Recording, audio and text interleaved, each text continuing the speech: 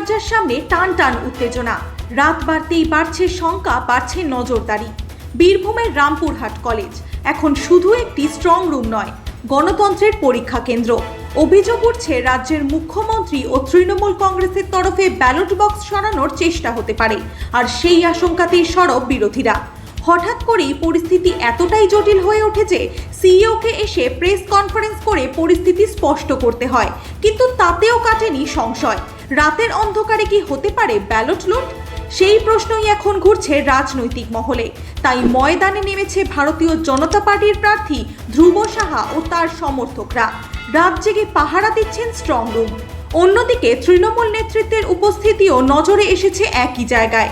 দুই পক্ষের এই সরাসরি নজরদারি পরিস্থিতিকে করেছে আরও স্পর্শকাতর।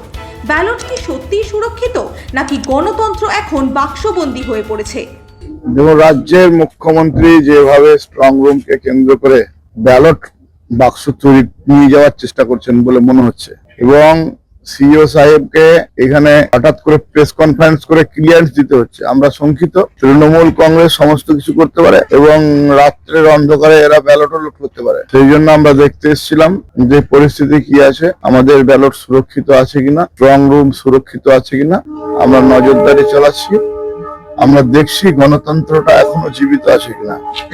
গণতন্ত্রকে বাঁচিয়ে রাখতে হবে, বাক্সবন্দি গণতন্ত্র মানুষের সামনে খুলে আনতে হবে। সেই জন্য গণতন্ত্রকে বাঁচিয়ে রাখার জন্য আমরা রাত জাগছি। কি দেখলেন? ঠিক আছে, এখনো পর্যন্ত সময় বলবে ঠিক থাকবে কি না থাকবে, কিন্তু এখনো পর্যন্ত ঠিক আছে। আরো সাহেব এসছেন, এসডিপিও সাহেব দেখলাম এসছেন, কেউ তাহলে নিশ্চিন্তে নাই তৃণমূলের রাজত্বে। এই ব্যালট বাক্স সেটাও সুরক্ষিত রাখার জন্য সবাইকে ছুটাছুটি করতে হচ্ছে। আমরা ব্যালট বাক্সকে, গণতন্ত্রকে সুরক্ষিত রাখার জন্য বিজেপি কর্মীরা রাত্রি জেগে থাকবে, গণতন্ত্রকে বাঁচিয়ে রাখবে। এত রাত্রে দেখলাম বিজেপি প্রার্থী নিজে কিছু লোকজন নিয়ে এসে এখানে আছে, তার জন্য আমরা সঙ্গে সঙ্গে এখানে আছি। খবর পেয়ে সঙ্গে সঙ্গে আসি। বিজেপি প্রার্থী এবং ধরেন তার সঙ্গে কিছু লোকজন এসেছিল, তারপর এসডিও সাহেবের গাড়ি সঙ্গে সঙ্গে ঢুকলো। তখন আমরা খবর পেলাম যে এইরকম কিছু লোকজন এসেছে। এখন ধরেন সন্দেহজনক ভাবেই আমাদের চোখে এসে দেখলাম তারা দরজায় সব দাঁড়িয়ে আছে লোকজন নিয়ে। তারপর এসডিও সাহেবের গাড়ি পরে ঢুকলেন। আমাদের টাইম তো ধরেন 7টা থেকে 8টার মধ্যে ভিজিটিং এর টাইম ছিল, হঠাৎ করে দেখছি টাইমটা চেঞ্জ হয়ে গেল।